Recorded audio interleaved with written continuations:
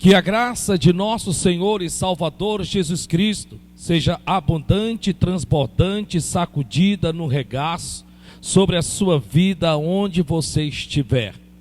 Eu creio em que a Bíblia Sagrada diz que ao nosso Deus não existe coincidência, mas sim cristocidência. Deus marcou o encontro com você, mas não somente com você que está aí do outro lado, mas com todos os que estão aqui para louvor e glória do nosso Deus. Amém? Diga para o irmão que está do seu lado: Deus marcou um encontro contigo aqui nessa noite. Não, acredito que ainda tem pessoas que estão muito inibidas, tem pessoas que ainda estão muito distraídas. Então eu queria que mais uma vez você, por gentileza, pudesse falar para essa pessoa que está do seu lado: Deus marcou o encontro com você aqui nesta noite. Diga para você mesmo: Deus marcou um encontro comigo aqui nessa noite. Mas por que eu digo isto? Porque talvez você diga: não, o senhor está completamente errado, porque na verdade fui eu quem decidi vir. Na verdade eu faço parte dessa congregação e claro que eu teria que vir no culto como hoje, porque hoje é domingo e é o domingo da ressurreição. Me perdoe em dizer que você está errado. Eu tenho que lhe dizer isto, porque biblicamente falando, se você não sabe, a Bíblia Sagrada diz que ninguém vai ao Pai sem que o Filho não o queira, e ninguém vai ao Filho sem que o Pai não o envie. Em outras palavras, esse versículo quer dizer o seguinte: que no momento em que você dispôs no seu coração estar na casa de Deus e se colocar na presença de Deus, não foi você quem decidiu estar aqui, foi Deus quem te trouxe, marcou o encontro contigo, e Ele tem algo muito importante para tratar com você nessa noite, em nome de Jesus. Isso é motivo de você se alegrar, festejar, comemorar, celebrar. Por quê? Porque a Bíblia diz que Ele, o nosso Deus, não nos despediria, não nos mandaria embora, não nos mandaria para nossa casa para mais uma nova semana de mãos vazias. Assim diz a palavra do Senhor. Então Deus nesta noite marcou um encontro com você, e creia em nome do Senhor Jesus. Se desarme por total e por completo. Não é o que eu acho, não é o que você acha, não é o que eu penso, não é o que você pensa. É a vontade dele que tem que prevalecer sobre a minha, tua, a nossa vida, em nome de Jesus. E quantos recebem, dá um glória a Deus aí. Então mais uma vez olhe para o seu irmão que está do seu lado. Você vai dizer o seguinte: você está aqui hoje pela vontade de Deus. Mais uma vez, você está aqui hoje pela vontade de Deus. Então, por gentileza, por favor, coloque a mão no seu coração e feche os teus olhos e diga: Senhor Jesus, quem é capaz de iluminar os olhos do meu entendimento? O homem? Certamente que não. Se o Espírito Santo não o inspirar, não o revelar as suas escrituras, homem nenhum terá em si capacidade para transformar letras em vida. Isso é inspiração, transformar letras em áreas da vida. Então usa o teu servo, que no nome de Jesus eu me desarme, que em nome de Jesus, fala comigo, em nome de Jesus, faz a sua oração. Pai, em nome do Senhor Jesus, repreendo, ó Deus, principados, potestades e toda a obra do diabo, pois o que estamos aprendendo nesta Semana Santa, só o Senhor nos pode revelar. Então fala conosco, em nome de Jesus. E aplauda Jesus. Então você pode dar um glória a Deus? Meus amados em Cristo, como é sabido por todos, já durante vários anos eu persigo um pensamento, e esse pensamento me diz o seguinte: que tudo que foi utilizado na crucificação tem uma importância divina para todos os que em Jesus Cristo professam a sua fé.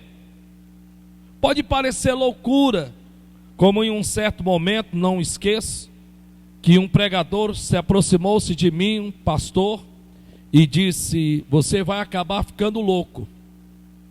E eu perguntei o porquê a esse pregador, ao pastor. E ele disse que esse negócio de você sempre estar procurando os detalhes da Bíblia, isso dá muito trabalho. O povo não quer saber disso. Você só tem que subir no altar e pregar o que é normal para todos, e eles ficarão satisfeitos com isso. Só que, ao meu ver, eu acredito que os detalhes da Bíblia são tão importantes como qualquer outra passagem na Bíblia, seja ela qual for. E eu decidi no meu coração, ao longo desses anos, eu acredito que já vai meados aí de uns 20 e poucos anos, dedicar o meu coração a aprender, e se assim possível ensinar, acerca de cada objeto utilizado na crucificação.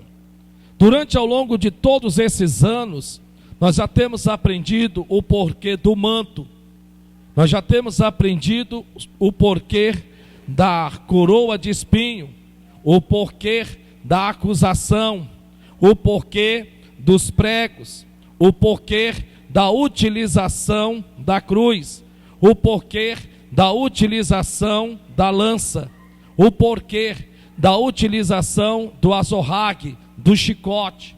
Em outras palavras, eu acredito que cada objeto que foi utilizado na crucificação e na ressurreição de nosso Senhor Jesus Cristo, traz para mim e para você um benefício, traz para mim e para você uma bênção, traz para mim e para você uma resposta da parte de Deus, que nós temos que cavar e encontrar, porque a Bíblia Sagrada diz que a muitos Deus deixou em oculto, mas aos pequeninos agradou o Senhor revelar. Então, se há aqui nesta noite aquele que se vê pequeno diante de Deus, assim como Deus sabe, não falo de boca para fora, mas assim me vejo, e eu creio que todos vocês da mesma forma. Então eu quero lhe dizer pelo Espírito Santo, que agradou ao Senhor, a mim e a você, a nós revelar-nos o que está oculto, escondido aos olhos de muitos, o significado de cada instrumento utilizado na cruz do Calvário. Tudo isso começou, irmão Jorge, por uma simples interrogação. Começou da seguinte forma: espera ainda, naqueles tempos muitos também já tinham sido crucificados, mas o que fez da crucificação de Cristo tão diferente das demais outras crucificações? É uma boa pergunta. Pare para pensar. Todos nós sabemos que ao lado direito, ao lado esquerdo, existiam outros que também estavam sendo crucificados, e sabemos que eles também morreram. Dizemos assim: não, mas é diferente porque ele ressuscitou, mas Lázaro também ressuscitou. Então tudo começou nessa interrogação, e eu então cocei a cabeça. Naquele tempo tinha cabelo ainda, e eu pensei: então existe algo de tão importante que Deus quer que a gente descubra, porque eu acredito que nada na Bíblia está lá por estar. Tem uma importância, tem um significado e tem uma bênção por detrás. Que em nome de Jesus, ao você entender o que o meu amigo Espírito Santo tem para nos apresentar no dia de hoje, seja como bênção na sua vida, não seja só como aquisição de conhecimento, não. Entenda uma coisa: conhecimento sem que você extraia dele um benefício, na verdade é só informação. Vou repetir: conhecimento adquirido em que você não extraia dele algum resultado, que você não extraia dele para você, seja resultado em que área que for, não é conhecimento, é só informação. Então que no nome de Jesus você possa hoje mergulhar comigo no Espírito Santo de Deus, para que você possa dizer: nossa, disso eu não sabia, ou eu já sabia e fui relembrado, e a partir de hoje, quando eu estiver orando, eu vou incluir no meu pacote de oração, e eu vou requerer, porque ele foi crucificado, ele morreu, passou pelo martírio, foi sepultado, ressuscitou, e nem em pensamento eu vou desprezar tamanha bênção que ele conquistou para mim e para você, para nós, na cruz do Calvário. E você que está aqui, diga glória a Deus. Queridos, infelizmente nós não temos gravados nós não temos estas mensagens gravadas e também não tem como trazermos de volta o que já aprendemos a respeito dessa travessia da crucificação. Mas de princípio nós aprendemos acerca de uma mulher chamada Maria Madalena e de um homem chamado Pedro e outro chamado João, a quem Cristo amava. A Bíblia diz que após a crucificação ele foi sepultado, e a palavra de Deus diz que no terceiro dia, ao amanhecer do dia, ainda de madrugada, a Bíblia diz que Maria Madalena foi visitar o sepulcro onde tinha sido sepultado Jesus de Nazaré. Porém a Bíblia diz que ao chegar no sepulcro ela percebeu que a pedra tinha sido removida. Aquilo para ela trouxe grande agonia, tristeza e desespero, porque ela não esperava que aquilo tivesse acontecido. E a Bíblia Sagrada diz que ela então, em desespero, saiu correndo feito uma louca e chegou à casa de Pedro, e lá estava Pedro e João, a quem Jesus amava, e o informou que o corpo do mestre tinha sido roubado, tirado, arrancado de dentro do sepulcro. A Bíblia diz, está lá escrito, que ambos então correram juntos, um ao lado do outro. Mas a Bíblia diz que ao tempo que eles corriam, um se destacou-se mais, que era João, tomando a sua frente, chegando primeiro no sepulcro. E a Bíblia Sagrada diz que ao chegar no sepulcro, ele olhou para o lado de dentro, e tendo olhado para o lado de dentro, ele percebeu que havia lençóis jogados, diga lençóis jogados. Mas também ele percebeu que havia um lenço, e este lenço estava dobrado à parte. E aí a Bíblia diz que logo após então chegou Pedro, e tendo chegado Pedro fez diferente de João, ao passo que João ficou somente à entrada do sepulcro. A Bíblia diz que Pedro adentrou o sepulcro, ainda que tendo chegado depois, ele tomou a iniciativa de adentrar dentro do sepulcro. E a Bíblia diz que chegando lá, mais uma vez ficou registrado que Pedro viu os lençóis jogados ao chão, enquanto que o lenço, um simples pedaço de tecido, estava dobrado e colocado à parte. O que é interessante que na verdade isso era um recado deixado pelo meu, pelo seu, pelo nosso Senhor e Salvador Jesus Cristo, porque naquele tempo os judeus tinham esse hábito, em um relacionamento entre o Senhor e o servo. A palavra servo quer dizer escravo. Basta você ler as cartas do apóstolo Paulo, que você vai ver que o apóstolo Paulo, cheio do Espírito Santo, ele vai mesmo se dizer ser escravo de Cristo Jesus. No nosso pensamento, a palavra escravo quer dizer alguém que é colocado em uma situação deplorável de vida, porque na verdade é disso que nós fomos ensinados, e na verdade, entre aspas, isso também aconteceu. Porém, a palavra escravo, que é derivada da palavra servo, quer dizer aquele que não vive para si, mas em função do seu Senhor. O que Paulo estava dizendo é o seguinte: já não vivo mais eu, mas Cristo vive em mim. Então essa é a expressão dele de se dizer ser escravo de Cristo Jesus. Não era a sua vontade, não era o seu querer, era a vontade do Pai, era o querer do Pai, de nosso Senhor Jesus Cristo, pela pessoa do Espírito Santo na vida de Paulo. E assim não deve ser só na vida de Paulo, deve ser na minha vida e na sua vida, onde nós temos que entendermos verdadeiramente que nós não fomos chamados nem escolhidos para vivermos para nós mesmos, mas em vivermos em função daquele que nos chamou, nos alistou, nos convocou para a glória eterna em Cristo Jesus. Uma vez entendendo isto, desta comunicação entre o Senhor e o servo era aquele que preparava a mesa. Diga, o servo era aquele que preparava a mesa. O servo também era aquele que cuidava da casa, dos afazeres da casa e do seu senhor. Mas no tratar do preparar da mesa existia algo interessante. O servo vinha, preparava-se ali a refeição, seja ela qual fosse, e a Bíblia Sagrada vai nos ensinar sobre isso, porque você vai perceber que várias vezes Jesus de Nazaré, tendo ido pousar na casa de alguém, sempre vai se retratar desta comunhão ao sentar da mesa. Você pode depois ir lá no livro do Velho Testamento, você vai ver esse relacionamento entre Salomão e os seus servos, onde a rainha de Sabá vai perceber e falar a respeito das atitudes dos seus servos. E ali a Bíblia diz então, em que eles, os servos, vinham, preparavam a mesa, deixavam tudo em ordem e se ausentavam. Eles não ficavam na mesma ala, no mesmo lugar, na mesma sala em que o seu Senhor iria ali, através do alimento, naquele exato momento, quer seja almoço, janta ou merenda, qualquer que fosse ali a refeição. Então ele se ausentava, e tendo ele se ausentado, ele esperava a chamada do seu Senhor. Até que então, todos nós já aprendemos, em que aquele Senhor, ele então tinha um hábito, um costume. Qual era o hábito, qual era o costume? Ele deixava um lenço sobre a mesa. Então, ao levantar daquele senhor, ele pegava o lenço. E tendo pego o lenço, ele tinha duas opções. Ou ele simplesmente pegava o lenço e jogava o lenço sobre a mesa.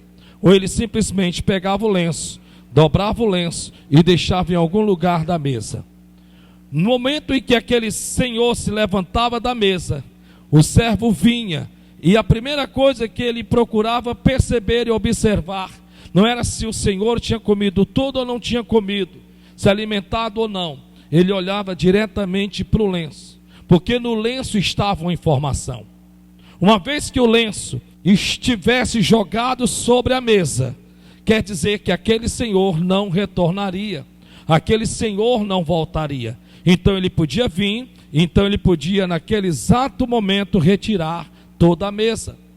Porém, se o lenço que estivesse sobre a mesa estivesse dobrado sobre a mesa, o seu Senhor estava dando para ele uma informação. E qual era a informação que ele estava passando para aquele servo? É que ele voltaria. O que é interessante, você sabe o que é? É que a Bíblia Sagrada diz, está escrito, que Maria Madalena, Pedro e João, ao olhar para dentro do sepulcro, percebeu que os lençóis estavam jogados, mas o lenço estava dobrado à parte. O que é mais interessante é que no tratar de ressurreição, nós sabemos que não foi só Jesus de Nazaré que ressuscitou. Nós sabemos que também Lázaro ressuscitou. É um exemplo prático lá em João capítulo 11, quando a Bíblia diz que Jesus disse: Lázaro, vem para fora. E este então veio para fora. Porém a Bíblia diz, está lá escrito, em que Lázaro ao sair para fora, ele estava envolto dos lençóis. Preste atenção, está lá escrito. Ele estava envolto, enrolados nos lençóis. E a Bíblia diz que o lenço estava sobre o seu rosto. É interessante isto. Por que que o lenço que estava sobre o rosto de Lázaro também não foi tirado, dobrado e colocado à parte? Por que que Deus se preocupou em falar que o lenço sobre o rosto de Lázaro, uma vez tendo sido ressuscitado, ainda estava sobre o seu rosto? E o porquê que Jesus de Nazaré vai pegar o lenço que estava sobre o seu rosto, dobrar e colocá-lo à parte? Porque na verdade, queridos, diferente de Lázaro, Jesus irá voltar. Olhe para o irmão que está do seu lado e diga: eu estou à espera dele. Ele estava dizendo: ei, eu vou voltar. Então o lenço dobrado naquele tempo era uma informação dada pelo seu Senhor. Então o servo, ele sabia que ele não podia mexer na mesa, ele não podia ir lá e desfazer a mesa. Por que não? Porque o seu Senhor tinha dobrado o lenço, colocado no canto da mesa, e a informação que ele estava dando era a seguinte: ei, não mexa na mesa, porque eu vou voltar. O que é interessante é que nessa sexta-feira santa, nós também levantamos um questionamento, nós levantamos uma interrogação. E nós, como crentes, como cristãos, temos a obrigação de sabermos disso, porque é a Ele quem nós servimos, a Cristo. Ele passou por tudo que passou, por mim, por você.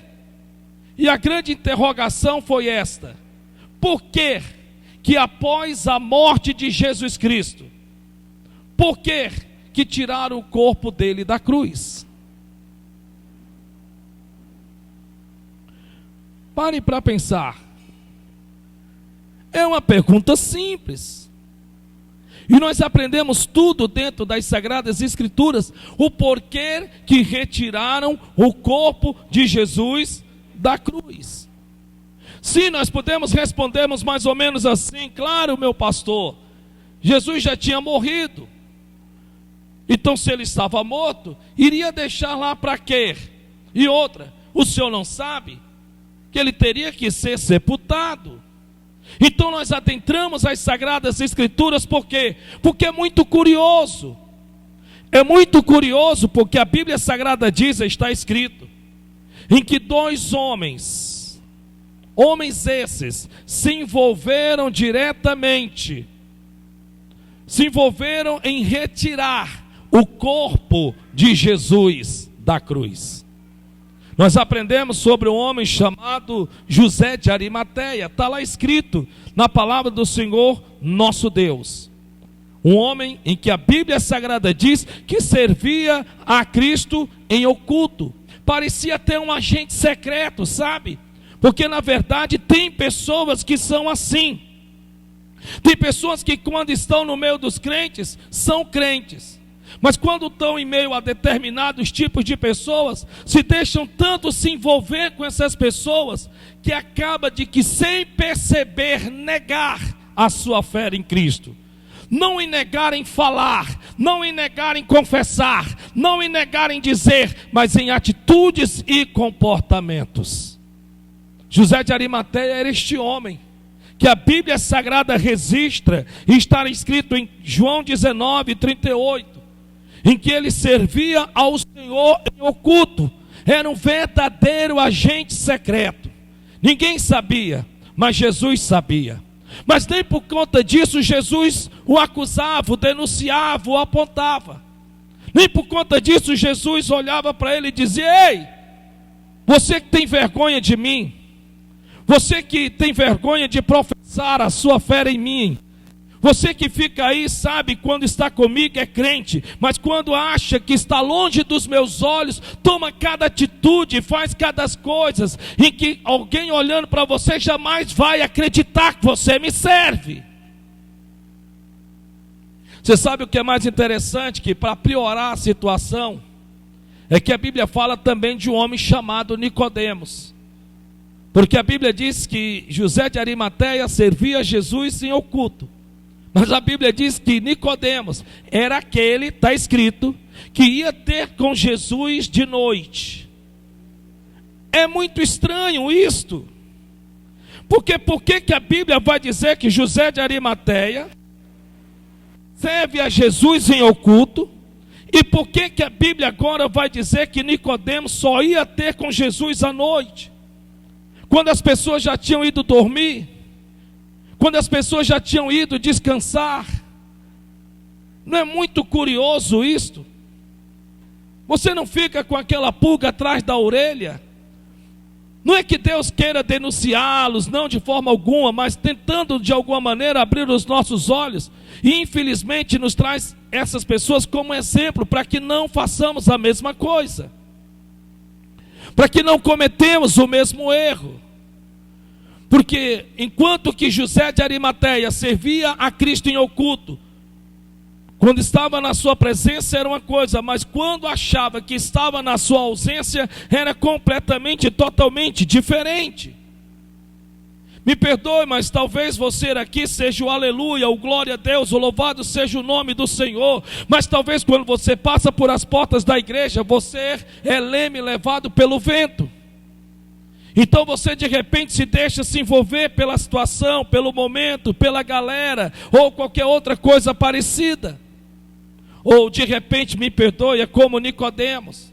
Você olha para a direita, você olha para a esquerda. E talvez você como Nicodemos, porque você ainda não tem a coragem de reconhecer Jesus de Nazaré dentro da sua casa. Não, eu não te acuso porque eu fiz a mesma coisa. Quando eu aceitei Jesus em 1997, eu pegava a minha Bíblia e colocava dentro da bolsa da marmita. Eu não te condeno, eu não te acuso não. Eu pegava a minha Bíblia, aquelas Bíblias estilo Assembleia de Deus, e eu colocava ela dentro da bolsa da marmita, porque eu não queria que ninguém soubesse. Então eu não te condeno, eu não te acuso. Então eu não queria que os meus pais soubessem. Talvez porque eu acredito não estava preparado, ou achava que para estar pronto tinha que ter tempo, hora e dias, para poder dizer: ei papai, eu sou de Jesus agora. Eu aceitei Jesus como meu Salvador. Talvez dizer para minha mãe, ou para os meus irmãos: uma coisa eu sei, ninguém tinha me dito que está escrito, que Jesus disse que aquele que não confessa a Cristo, ou aquele que ama mais os seus pais, ou ama mais a sua casa, ou a sua família, do que a Ele, não é digno dele. Eu não conhecia esse versículo, então eu agia por ignorância. Então eu agia dessa forma. Então, querendo ou não, eu tinha sim um pouco de Nicodemos. Eu tinha sim um pouco de Nicodemos, porque eu olhava para um lado, olhava para o outro, olhava para um lado, olhava para o outro, e quando de repente eu saía na pontinha do pé para ir para a igreja, na pontinha do pé para servir ao Senhor, até que um certo dia, me lembro muito bem, que eu estava numa parada de ônibus, e o Evaldo, que trabalhava comigo na repartição, na químio, eu me lembro que eu estava na parada de ônibus, e eu jamais imaginava que o Evaldo ia passar por ali. Eu tinha tirado a minha Bíblia de dentro da marmita, e eu estava lendo a Bíblia. Nunca esqueci desse dia, foi uma sexta-feira, e o Evaldo, ele não ia por aquele caminho, ele não fazia aquele percurso, mas naquele dia ele tinha que passar por lá. E eu me lembro que ele, na sua bicicleta, quando me viu, parou. Mas ele não parou para me saudar, ele não parou para me abraçar, ele não parou para outra coisa. Ele simplesmente parou, e eu não o esperava. Eu estava lendo a minha Bíblia, quando de repente eu percebi uma mão puxando a minha Bíblia. E quando ele puxou a Bíblia da minha mão, tinha um ônibus José de Ribamar, que é essa empresa lá em Fortaleza, e ele pegou a Bíblia e diz: eis que o Senhor diz, eis que o Senhor diz, eis que o Senhor diz, eis que o Senhor diz. E eu me levantei e disse: ei Evaldo, me devolve a minha Bíblia, me devolve a minha Bíblia. E ele olhou para mim e deu aquela risada, sabe? Aquela risada típica de demônio, de dizer: te humilhei, te envergonhei. E então ele me devolveu a Bíblia, e a partir daquele dia, a partir daquele momento, eu senti vergonha de mim mesmo. Eu fiquei com vergonha de mim mesmo. Por que eu estava fazendo com aquele que publicamente morreu na cruz do Calvário para me salvar? Em que eu estava devendo tudo a Ele. Eu estava devendo aquele emprego que foi Ele quem me deu. Eu estava devendo toda a mudança que Ele tinha feito na minha vida, porque eu bebia, eu fumava. Eu estava devendo a Ele porque eu já não andava mais armado, as armas ficavam em casa. E eu estava o tratando daquela maneira, daquela forma e daquele jeito. Ele não merecia isso. Ele não merecia que eu o tratasse daquele jeito, daquela forma. E eu me lembro como hoje, perante o Senhor, cuja presença estou, o Deus vivo, que quando foi no sábado, eu fui na casa dos meus pais. Lá estava tendo festas, cachaça até o fio do cabelo. E quando lá cheguei, meu pai me recebeu: benção pai, Deus te abençoe. E ele olhou para mim e disse: moço, ô moço, eu estou com uma daqui, moço, que é um hábito de quem reside lá em Piauí, Luzilândia. Moço, eu estou com uma daqui, moço. Moço, me mandaram uma cachaça que tu vai amar, moço. Me lembro como se fosse hoje, porque esse era o meu hábito, era o meu costume. E eu me lembro muito bem em que naquela noite eu disse: pai, eu passei aqui alguns meses sem vir aqui em casa, e realmente foi verdade isso, mas eu quero dizer para o senhor que eu não estou mais nem bebendo e não estou mais fumando. Moço, está doente? Eu disse: não estou doente não, pai, é porque eu aceitei Jesus. Mas moço, deixa de conversa, moço. Daqui uns dias com certeza tu vai voltar a fazer tudo isso, moço. Eu disse: não, pai, se Deus me der a graça, se em nome de Jesus, eu creio que Deus vai me dar forças, eu creio que se assim Deus me der essa graça, eu nunca mais vou fazer isto. E já vão fazer 30 anos para a honra e glória do nome de Jesus.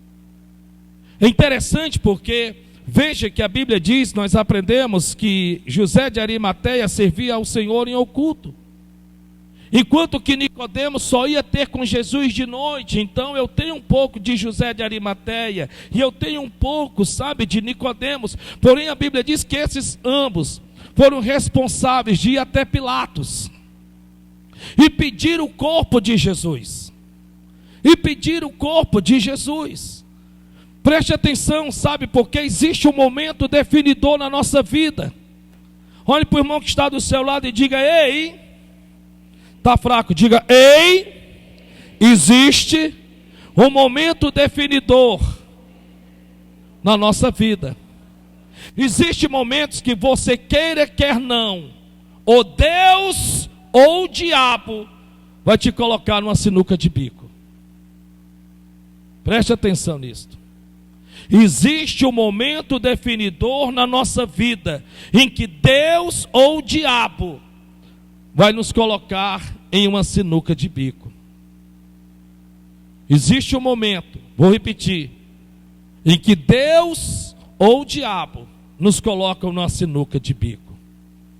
Existe aquele momento em que Deus vai permitir que o diabo venha te cirandar, para ver se realmente você serve a Ele, ao Senhor, ou não. Não é o que a Bíblia diz? Quando a Bíblia diz que Jesus falou para Pedro que Satanás tinha pedido para peneirar, para cirandar a Pedro. Então existe aquele momento que pessoas que já te conhecem há muito tempo, que sabem exatamente as coisas que você faz ou fazia no passado, e agora eles não sabem que você está professando sua fé em Jesus Cristo, que vão chegar até você com inúmeras ofertas. Talvez no meu caso chegou me oferecendo cachaça, talvez no seu caso o cigarro. Como as coisas estão mais modernas, talvez seja esse eletrônico, não sei. E você vai ficar em quem você decide agradar. Se aquele que está te oferecendo, ou se é Deus que pagou o preço para te salvar. Você vai ficar numa sinuca de bico. Então de repente você prefere agradar aos homens, e você não vai ter coragem de dizer a eles não. E você vai naquele momento ceder. E o diabo, infelizmente, ele vai mais uma vez esfregar, dizer a Cristo que não valeu a pena nada do que Ele fez por você, porque você, infelizmente, naquele exato momento, você não decidiu verdadeiramente professar a sua fé nele, em Jesus Cristo. Talvez vai haver um momento em que você vai estar entre uma sinuca de bico. Talvez de repente você jovem, você moça, você rapaz, de repente aquela moça vai chegar para você e vai te pedir uma prova de amor. E de repente aquela moça vai chegar para você e vai dizer assim: ei, você me ama de verdade? Você me ama? E talvez você, rapaz, vai dizer: sim, eu te amo. E de repente ela vai dizer assim: tudo bem, já que você me ama, então por que você não toca aqui? E para o bom entendedor, meia palavra basta. E você com medo de perder, você com medo, né, até então que aquela jovem, aquela moça olhe para você e diga que você não é homem. Então de repente você mais uma vez vai ceder. Mais uma vez você vai ceder. Ou de repente no colégio, onde aquele amigo, aquela amiga, né, em que não sabe que você serve a Jesus, mas Jesus sabe que você o serve. E de repente, meu, amizade, a gargalhadas, a risos, a prosas e tanta coisa mais. De repente vai chamar você para uma conversa, e vem cá, eu queria que você pudesse ver isso daqui, e vai tentar te mostrar no celular algumas imagens picantes. E você vai ficar entre a cruz e a espada, porque são seus amigos, são suas amigas, seus colegas, suas colegas, e você não quer desagradá-los, você não quer ser taxado de quadrado dentro da faculdade, você não quer ser tratado como quadrado na sala de aula. Então você vai dizer assim: bem, já que aqui ninguém vê, ninguém sabe, não custa nada dar uma olhadinha. Todos nós somos colocados em situações como esta. Todos nós somos postos em situações como esta. Basta você lembrar, e é verdade, talvez você diga: eu discordo do Senhor. Não, não discorde não, porque a Bíblia Sagrada diz que quando colocaram a mão em Jesus de Nazaré, aproximaram-se de Pedro, irmã Esmeralda, a Bíblia Sagrada diz, e chegaram para ele e disseram: ei, não és tu também um de seus seguidores? O que foi que Pedro fez? Pedro disse: não, eu não o sigo. Todos nós somos postos em situações definitivas da nossa fé, e professarmos a fé em Jesus Cristo. Eu nunca esqueci de uma das datas mais difíceis da minha vida, que foi conseguir passar o primeiro Réveillon na casa de Deus. Eu tinha um costume, e como todos nós temos, e quem é do meu tempo sabe muito bem. Hoje não, hoje as pessoas estão tão cansadas, tão exaustas, que elas preferem, na verdade, muitas vezes ir para restaurantes ou outras coisas, seja como for. Mas no meu tempo, no nosso tempo, se entrava o ano novo, quem não era cristão, quem não era crente, que no meu caso, era com a família. Só que envolvia bebidas, forró, era nos tempos das mamonas assassinas, é o novo. Minha Brasília amarela estava pegando fogo, era naquele tempo. Eu me lembro muito bem, quando eu cheguei na casa dos meus pais, para pedir a benção pai, benção mãe, estavam meus cunhados, estava o Regis, estava o João, meus irmãos Nábio, Lídia, Emanuel, Dionísia, meus pais estavam vivos naquele tempo, e eu disse para eles: ei, eu vim aqui só para pedir a benção e dar um abraço em vocês, porque eu estou indo para a igreja. Riram da minha cara, o João riu da minha cara, ele disse: que conversa, que brincadeira é essa, rapaz? Você não sabe que todas as vezes nós terminamos e entramos o ano ouvindo o nosso saudoso Altemar Dutra, o nosso Aguinaldo Timóteo? E eu disse: pois é, mas dessa vez, João, não.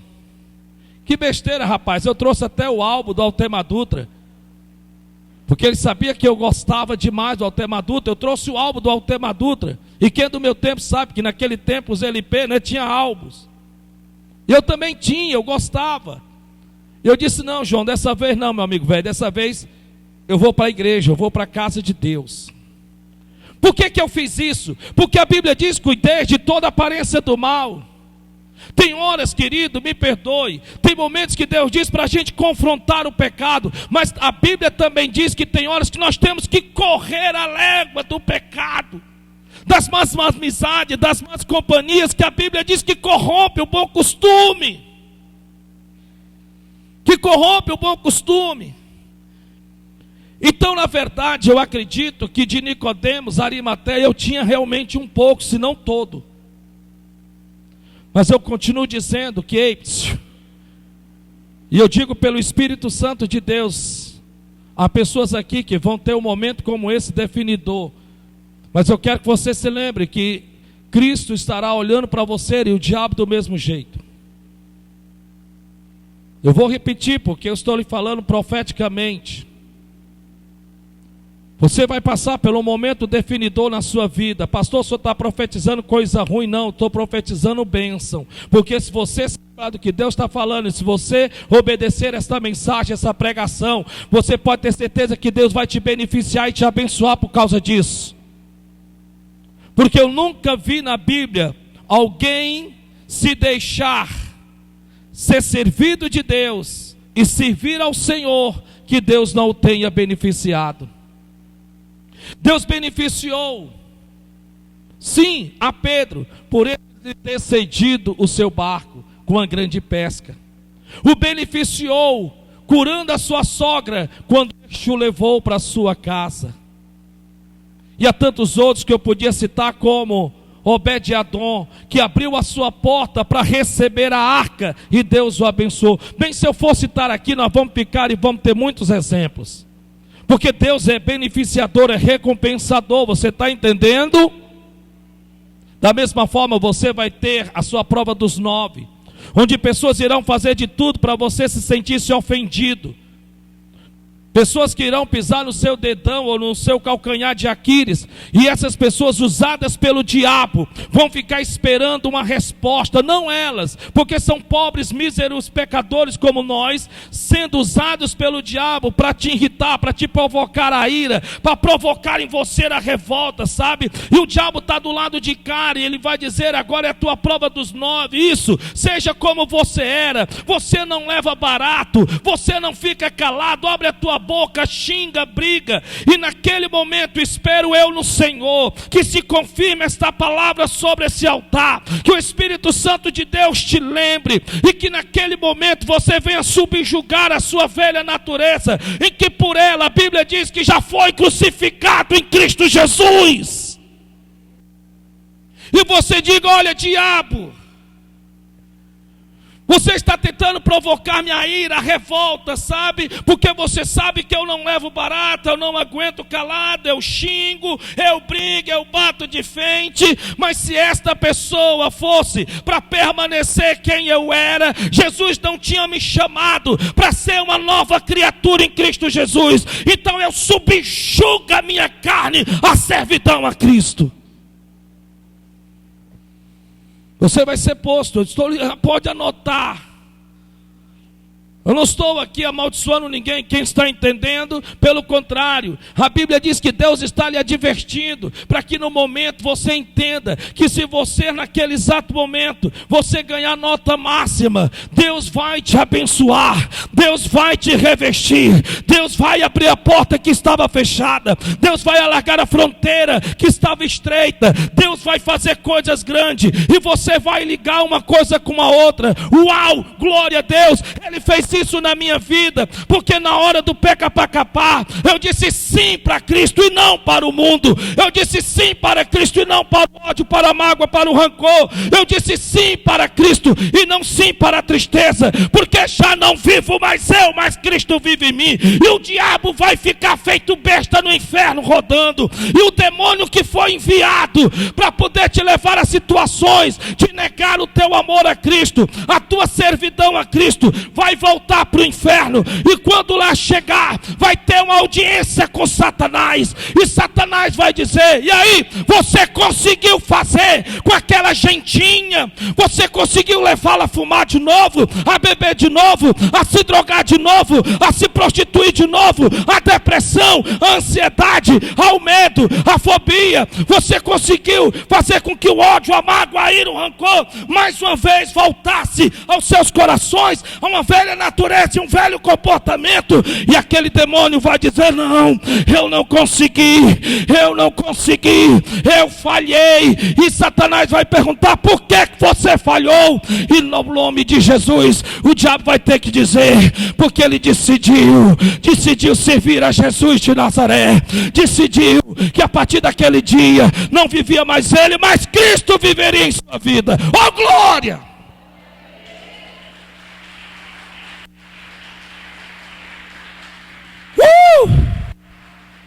Aumenta um pouquinho aqui. Olhe para o irmão que está do seu lado e diga: aguarde esse momento definidor na sua vida.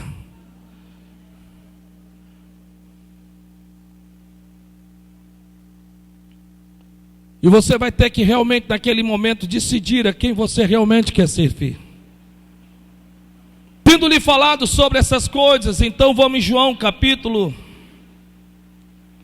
de número 19. No versículo de número 28,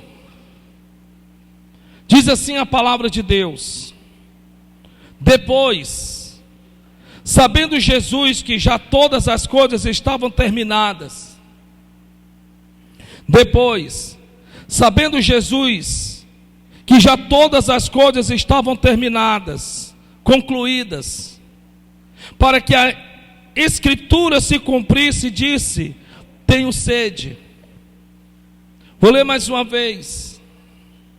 Depois, sabendo Jesus que já todas as coisas estavam terminadas, para que a Escritura se cumprisse, disse: tenho sede.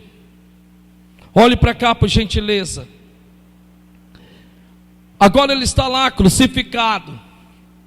E agora entramos em matéria nova. E agora a Bíblia Sagrada diz que para que então se concluísse tudo o que estava escrito a seu respeito na cruz do Calvário, a respeito e a de respeito à sua morte, crucificação, ele vai dizer: tenho sede. A grande pergunta que eu faço, e olhe para cá e levante a cabeça, a grande pergunta que eu faço é: será que realmente ele estava ou não com sede? Então vamos levantar uma interrogação, irmão Jerônimo, porque a minha Bíblia está dizendo que para que se cumprisse as Escrituras, será que realmente ele estava com sede? Ou simplesmente ele estava cumprindo um protocolo? Era mais ou menos assim: eu estou pregado na cruz, deixa eu ver se está faltando alguma coisa que esteja escrita a meu respeito. Ah, está escrito, eu tenho que dizer que tenho sede. Então é isso que eu vou dizer: tenho sede. É uma ótima interrogação. Será que ele estava fingindo estar com sede? Será que naquele exato momento, para que se cumprisse as Escrituras, então ele tinha que fingir que estava com sede? Pare para pensar, porque eu vou ler de novo com você. Depois, sabendo Jesus que já todas as coisas estavam terminadas, concluídas, para que a Escritura se cumprisse, então nós ficamos meio que se questionando: espera ainda, será que ele realmente estava com sede? Ou ele simplesmente fez isso para que se cumprisse as Escrituras, irmão Pedro? Então eu fico com a pulga atrás da orelha. Então quer dizer então que ele estava encenando ali? Será então que para que se cumprisse, então ele disse: ei pessoal, eu tenho sede? Então nós ficamos com a pulga atrás da orelha, porque está aqui escrito: depois, sabendo Jesus que já todas as coisas estavam terminadas, para que a Escritura se cumprisse, disse o quê? Não está fraco, foi o que ele disse? Não, desse jeito não, pelo amor de Jesus. Eu vou melhorar na pregação, agora que ela começou. Porque aquela parte todo mundo já sabia. O que foi que ele disse? O que foi que ele disse? A pergunta aqui que eu faço a ele é: espera ainda, o senhor estava fazendo a encenação? Era um teatro? Era só para aparecer? Só para que pudesse cumprir o que está escrito? Que negócio é esse? Que negócio é esse? Agora o senhor vai ter que me explicar. Que negócio é esse? O senhor estava fazendo encenação? Quer dizer então que o senhor estava só cumprindo um protocolo e pronto, acabou? Será? Bem, deixa eu lhe dizer aqui que o tempo é curto. Na verdade, queridos, ele realmente estava com sede, porque ele não diria algo que ele não estivesse. Você lembra da tentação? Em Mateus capítulo 4, Lucas capítulo 4, quando a Bíblia diz que após 40 dias ele sentiu fome. Sim, ele estava com sede. A questão aqui, irmã Cida, não era ele dizer que estava com sede, porque realmente ele estava com sede. A questão aqui era a seguinte: espera ainda, o que ele esperava receber em dizer que estava com sede? É mais ou menos assim, funciona dessa forma. Todos nós temos esse lado humano. Eu tenho, você tem. Mas existem pessoas que têm um pouco mais, que se chama-se generosidade. Generosidade não é a bondade humana, é um dom de Deus. Então ninguém pode bater no peito que ajuda mais pessoas do que outras quando deixam de ajudar. Mas todos nós temos, sabe, essa benfeitoria em nós.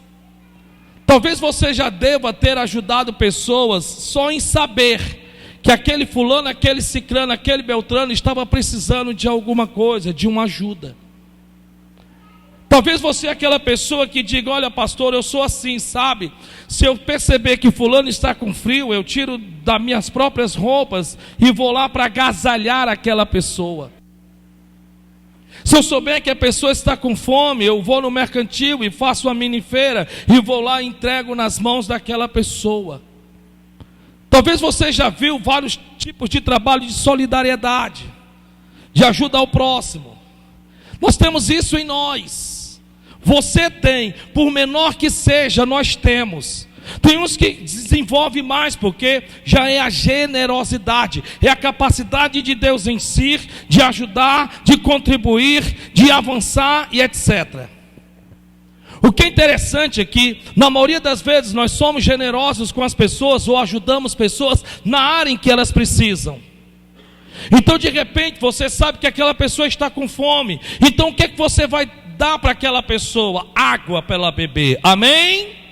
Não, nós procuramos ajudarmos aquela pessoa na área em que nós ficamos sabendo que ela está solicitada, em que ela está precisando. Então nós vamos lá e damos o alimento para aquela pessoa, porque outra coisa não vai suprir a necessidade daquela pessoa que não seja o alimento. Então não adianta levarmos água, a água não vai tirar a fome daquela pessoa, não vai, nós sabemos disso.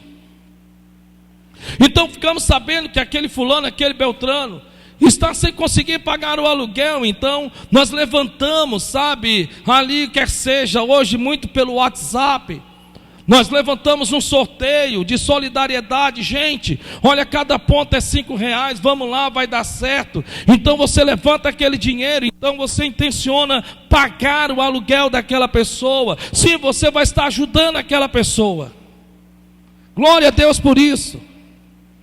Então você percebe que aquela pessoa está com frio, e você olha para o seu guarda-roupa e você diz: espera ainda, eu não tenho como vestir duas roupas ao mesmo tempo, eu só posso vestir uma, e eu só posso me agasalhar com uma. Então eu vou pegar um dos meus agasalhos e vou levar até aquela pessoa e vou vesti-la, e ela vai deixar de sentir frio.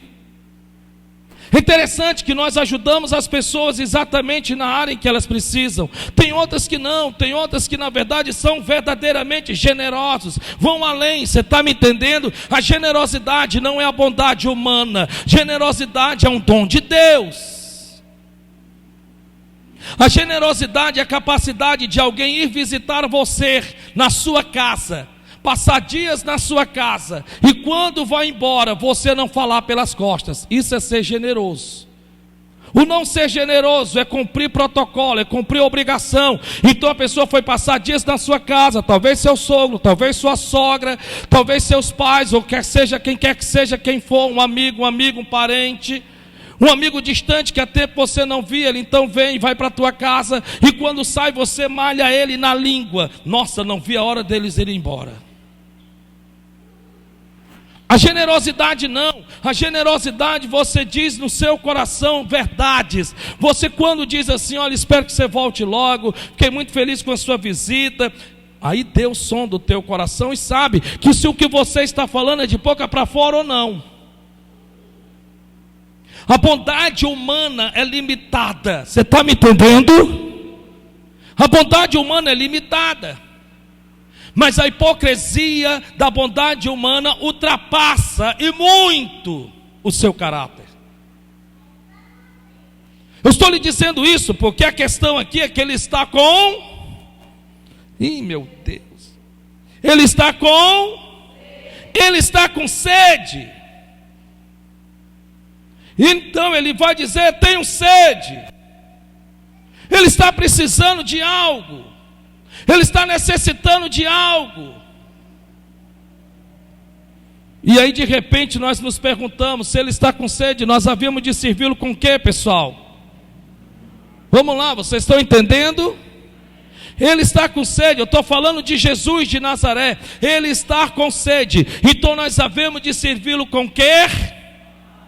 Não, você está muito fraco, me perdoe. Nem parece que ele passou pelo que passou por mim e por você. Eu vou perguntar mais uma vez. Ele está com sede, e ele com certeza espera, assim como qualquer outra pessoa em que nós ajudamos na área que precisa. Porque é mais ou menos assim. Às vezes você quer dar o peixe para que a pessoa possa ter o que comer, e às vezes você esquece que ela, ao comer do peixe, logo vai precisar. Então é melhor você ensinar a pescar, porque assim você vai estar sanando um problema e não empurrando um problema. Jesus está com sede, então o que é que nós esperamos que ele receba? O que é que nós esperamos que ele receba? Água. Ele está com sede, nós esperamos que ele receba água. Mas aí no versículo seguinte, versículo 29, estava, pois, ali um vaso cheio de água. Diga glória a Deus. Diga glória a Deus. Não. O que que estava ali, pessoal? Um vaso cheio de vinagre.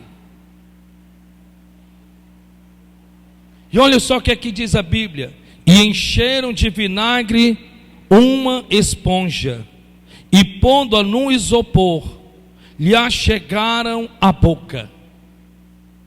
Como pode? Ele está com sede, e eu tenho certeza que ele esperava que alguém lhe desse água, mas infelizmente não foi água que o deram. Como pode ele esperar que nós o sirvamos verdadeiramente e nós não o sirvamos? Como pode ele espera que nós lhe sejamos fiéis e acabamos sendo a eles infiéis? Como pode? Ele espera que nós andemos em santidade e cada vez mais parece que nós mais nos engodamos numa vida de promiscuidade e pecado. Ele espera que confessemos a verdade, mas infelizmente, enquanto que 100 palavras que saem da nossa boca, 2 são verdadeiras e 2 mentirosas. Ele espera que não tenhamos um amor fingido, mas acabamos que infelizmente passamos a termos esse amor fingido, hipócrita, que muitas vezes ele olha para o nosso coração e ele diz: esse não foi o amor do Pai que eu derramei no teu coração, como está escrito em Romanos capítulo 5. Como pode? Ele espera que verdadeiramente nós vivamos para Ele, em função dEle, e acabamos que viramos as costas para Ele. Será que nós não estamos até hoje também fazendo a mesma coisa? Não, mas eu sou crente, sirva ao Senhor dos exércitos. Será que você não pode se guardar para o seu casamento, sem precisar dar prova nenhuma de amor para lá quem quer que seja? Será que de repente você, querido, em nome do Senhor e Salvador Jesus Cristo, já não parou para pensar sobre isso? Porque veja que ele está com sede, e essa sede ainda hoje existe, não no sentido humano, mas no que é de servi-lo, de verdadeiramente se renunciar em função dele, para a glória dele, para o amor dele. Não será o amor dele todo ato sacrificial suficiente para provar a mim e a você que ele merece verdadeiramente estar no leme da nossa vida? No que ele foi falho com você, no que ele foi falho com você, no que ele deixou de ser contigo, no que ele deixou de provar o amor dele com você, para você, no que ele te desamparou, no que ele te deixou só, no que ele te abandonou, no que ele te pagou o bem que você o fez com o mal. Me diga, qual foi o mal que ele te fez? Para que verdadeiramente, infelizmente, ao invés de oferecermos água, oferecermos vinagre. Ao invés de sermos a Ele fiel, no que Ele faltou com você, quando você começou a servi-lo, você era uma pessoa tomada pelo medo. Hoje, louvado seja o nome do Senhor Jesus, você está se desconhecendo a si mesmo. Hoje você faz coisas que outrora você não fazia por conta do medo. Você tinha medo, e Ele foi lá e te fortaleceu, usou mensagem, ensinamento, bem não sei. Só sei de uma coisa, que foi Ele. Porque se fosse você mesmo, você teria vencido sem conhecê-lo. Você era uma derrota, você era um fracasso, nós éramos um fracasso, nós éramos uma derrota. Você vem de fracassos e fracassos, até que Ele entrou na sua vida, e parece que você recebeu o toque de Midas, e onde você toca dá certo. Pois é, minha mão está voltando, ó. E parece que você tem toque de Midas, as coisas vão dando certo, as coisas vão funcionando em meio à luta, em meio ao problema, em meio à dificuldade, sim. Porque nós só vamos dar valor àquilo que de alguma forma nós precisamos exercer a nossa fé. Então hoje você até mesmo pode dizer quem eu era para quem eu sou. O que eu tinha para o que eu tenho agora. E se você no seu coração não se arrepender, o que você tem vai ser tirado até a sandália dos teus pés. Porque a Bíblia Sagrada diz que um homem não reconheceu e não glorificou a Deus. Um homem chamado Herodes Antipas. E Deus não o poupou por conta disso. Porque a Bíblia Sagrada diz, está escrito na palavra do Senhor nosso Deus, que a arrogância precede a queda, e a altivez de espírito a ruína. A Bíblia Sagrada fala de um rei chamado Ezequias. Não tinha onde cair vivo, porque morto que até numa poça de lama. Diz a Bíblia que ele se orgulhou de tudo que ele tinha, e agora ele vai passear entre tudo que ele tinha, e ele vai dizer, tudo isso aqui é meu. E a Bíblia Sagrada diz que aquilo entristeceu o coração de Deus, porque Deus o tinha curado antes, quando a Bíblia diz que ele estava prestes a morrer de uma enfermidade, de uma doença.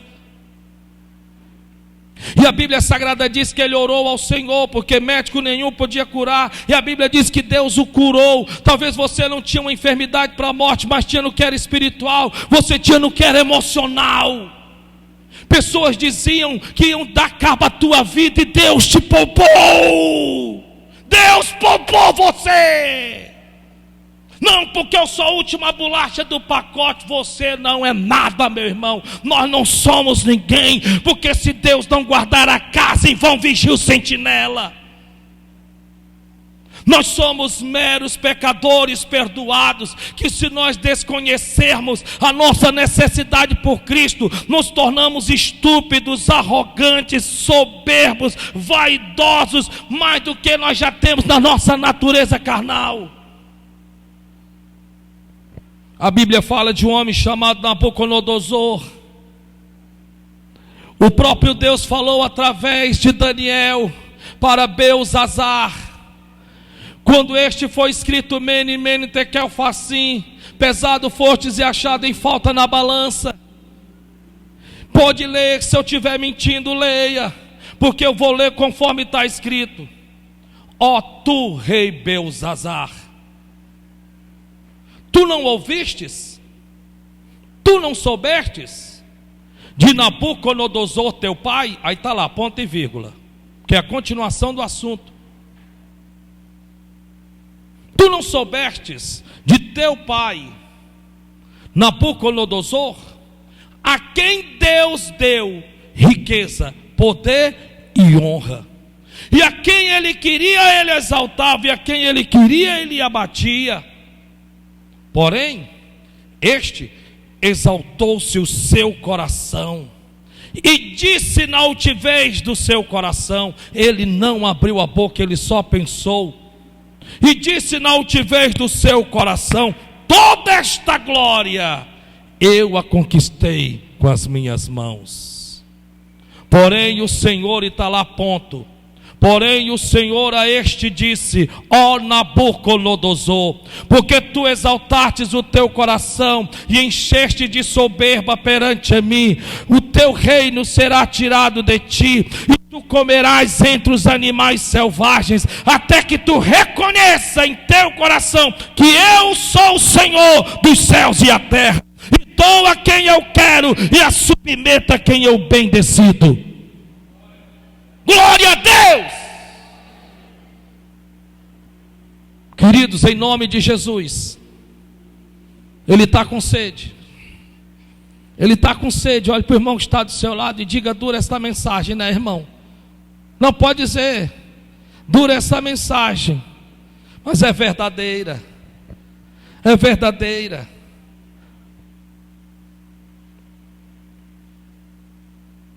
E a Bíblia Sagrada diz que lhe deram vinagre. E para terminar, ele diz assim, versículo de número 30, dá para você ler, por favor? Versículo 30, vamos lá, 1, 2, 3 e já.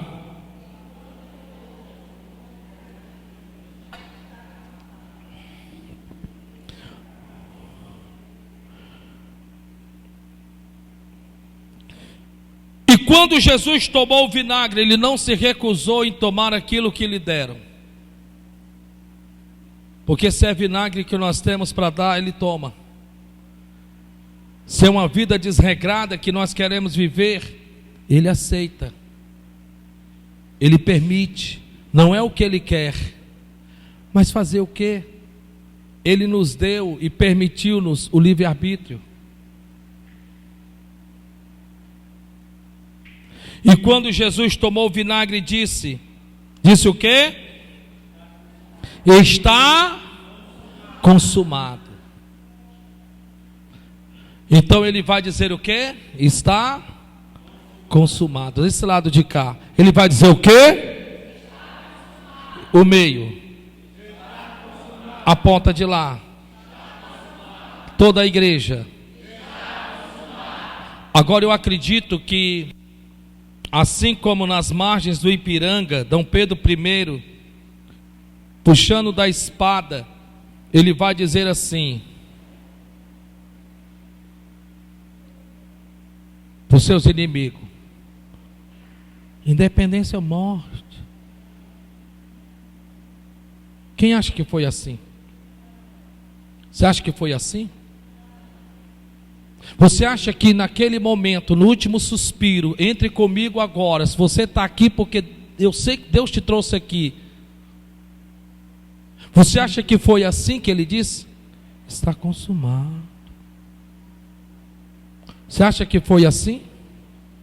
Uma pessoa que esperou anos e anos, entra comigo, eu já vou terminar. Uma pessoa que esperou anos e anos e anos e anos e anos e anos e milésimos de ano, após o pecado, irmão Léo, de Adão e Eva, em que ele viu Satanás passar a perna na criação de Deus, o homem, a sua imagem e sua semelhança, e ele ficou sentado à desta majestade nas alturas, quando foi declarado e determinado que por uma mulher nasceria aquele que pisaria na cabeça da serpente, e ele está lá milésimo de ano esperando. Ele olhou para Abraão, ele olhou para Isaac, ele olhou para Jacó, ele olhou para Moisés, ele olhou para tantos, nenhum desses foram capazes de cumprir o que as escrituras diziam que tinha que ser cumprida, para que pudesse tornar-se o meu, o teu, nosso Salvador. Então a Bíblia diz que antes ele se fez carne e habitou entre nós, viveu a nossa vida em muitas privações, teve que passar pela humilhação, e a maior humilhação, se você não sabe, querido,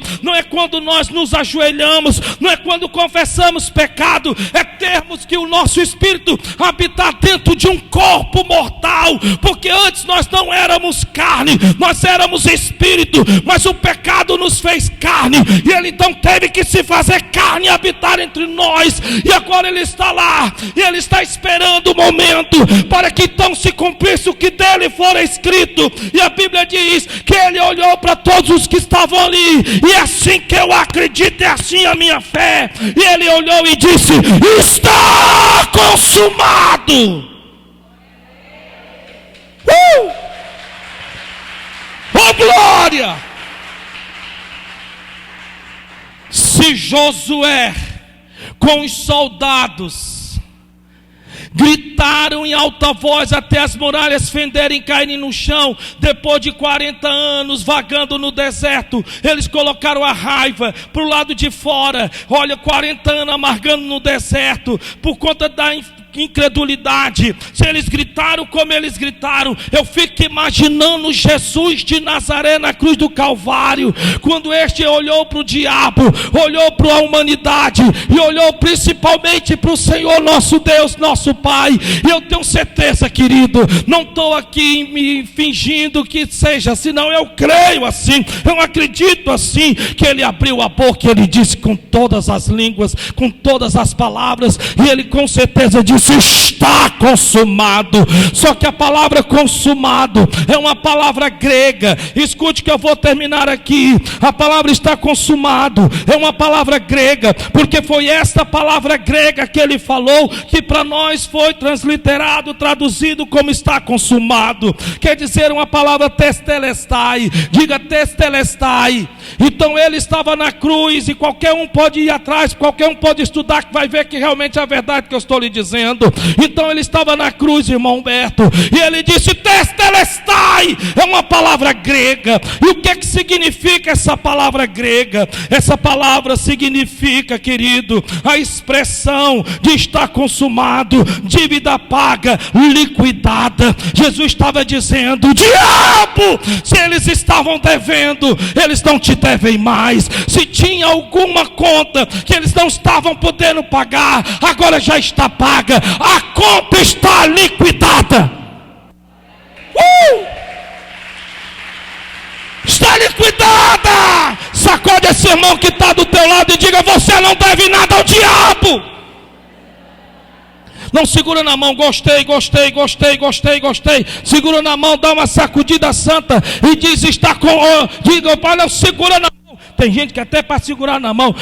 Não, tem gente que até para segurar na mão, meu irmão. É assim, ó. É assim, ó. Minha mão está voltando.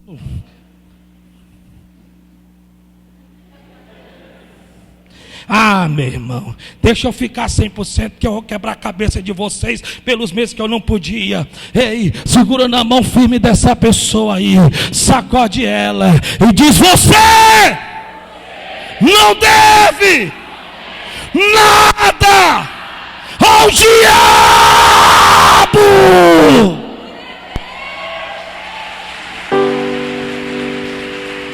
A dívida está paga.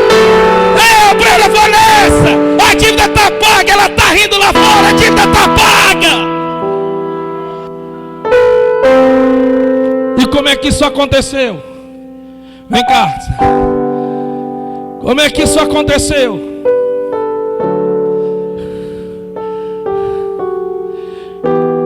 Como é que isso aconteceu?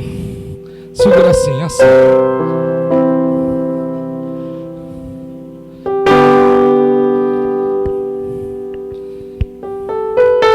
Como é que isso aconteceu? Coloca lá. Segura aí na cruz. Não, vira, pode virar. Aqui, marra aqui. Mais aqui. Isso. No livro de Colossenses, capítulo 2, verso de número 14. A Bíblia Sagrada diz, está escrito, eu vou ler como está escrito lá.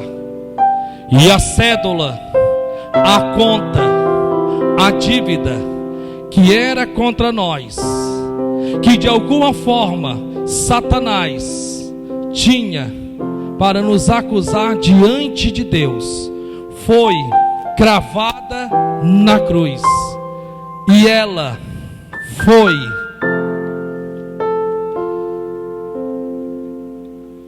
paga por nós. E sendo ela cravada na cruz, riscada, dívida paga.